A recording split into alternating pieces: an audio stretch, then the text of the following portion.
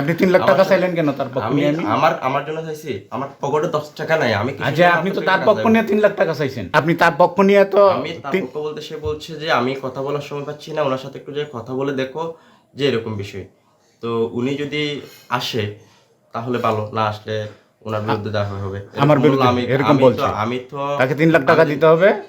আমি তো নিরপেক্ষ। এখন আমি কি করতে পারি কোন? এখন ওনার আমি চাই না কোনো ঝামেলা হোক।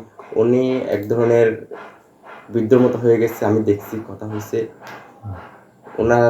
ওনাকে আমার সাথে একটু মিসআন্ডারস্ট্যান্ড বা কোনো কিছু করতে বলেন, এরকম আর কি। মানে তার সাথে একটু আন্ডারস্ট্যান্ডিং করতে বলতো। জি জি। আচ্ছা, আমি কি করতে পারি? কিছু টাকা পয়সা দিতে হবে? এরকম কিছু বলতে চাচ্ছে আর কি। বলতে কিরকম দিতে হবে টাকা? মানে উনি বলতেছে যে ওনার এখানে থাকা অবস্থায় যদি কোনো অভিযোগ আসে, সব কিছুর এবিলিটি আমি আছি। আচ্ছা, সমস্যা নেই। যদি যেভাবে 2-4 দিনের মধ্যে যেভাবে চলমান, আপনার কালকে গাড়ি ধরছেন আশা করি, এভাবে যদি চলমান থাকে, ওনার সম্পূর্ণ কোনো কিছু হবে না, ওরকম কিছু অ্যাবিলিটি আমি আছি। আচ্ছা যতদিন আমাদের ক্ষমতা আছে। আচ্ছা আচ্ছা।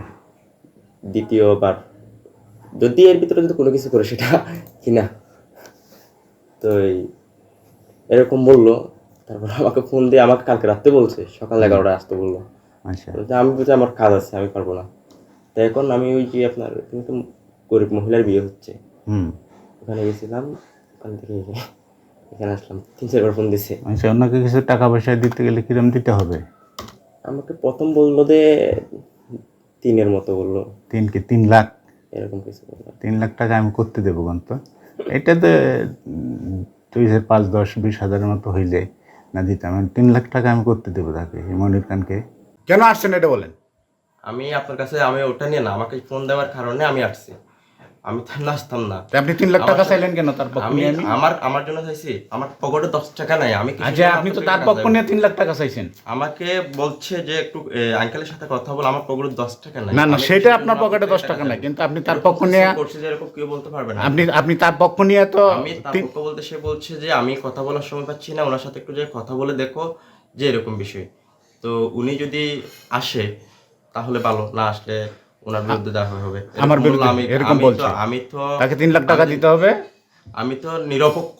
50 বছরের ওয়ারেন্টি আর বাহারি ডিজাইনের মুস্তফা ইউপিভিসি ডোর, কাটিয়ে দিন নিশ্চিন্তে 50 বছর। Mustafa uPVC door, excellence with durability. আমাকে ফোন দিয়ে বলছে আপনি নিরপেক্ষ, আমি তার পক্ষ নিয়ে আসছি। আমাকে নাম্বার আপনি এর আগে আমার এক স্টাফের কাছে ফোন দিয়া আমার নাম্বার চাইছেন, আমার নাম্বার তাকে দিছেন, এবং তারপর শেষে তো মনে হয় নিয়ে বিভিন্ন সময় কথা বলছেন, ঠিক আছে? আমি এগুলো কি এরকম কিছু নিয়ে কিচ্ছু বলি নাই।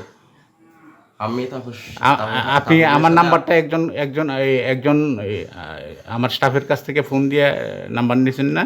সাহেবের কাছ থেকে আমার একজন স্টাফের কাছ থেকে ফোন দিয়ে নাম্বার নিছেন তো? জি জি জি নাম্বার নিছেন একজনের কাছ থেকে, আমার নাম্বার নিছেন, নাম্বার নিয়ে ওই সময় একটু দিছেন। জি, আমার কাছ থেকে চাইছে, আমি দিয়েছি।